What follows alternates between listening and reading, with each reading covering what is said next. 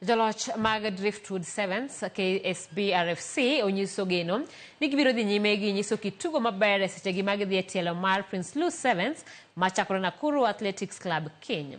Jobengi ma KCB ma itayo gi kocha Dennis Mwanja noyudo loch mar points 15 kuom 14 kane gilo Strathmore e tielo mar Driftwood mane obagi e county ma Mombasa. Bang Driftwood Sevens, KCB Rugby ema otelo gi points 22. Kathuolo mar ariyo maki gi team ma Strathmore Leos mane gi points 19. Kabra Sugar ni thuolo mar adek ka Nakuru RFC kod Benengai Oilers ni thuolo mar 4 kod mar 5 kaluore.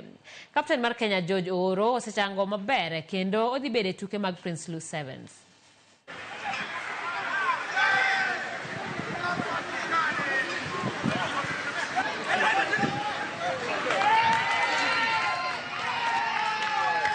I didn't play Driftwood Sevens because I was taking a rest coming off the World Cup qualifiers. Then I had to transition from the 15th side to the 7th side, which I believe I have taken enough time training with the boys. And the boys won the Driftwood Sevens. That's a challenge for me. I have to take heading towards Prinsloo. We have to raise the notch higher. Looking forward to this tournament.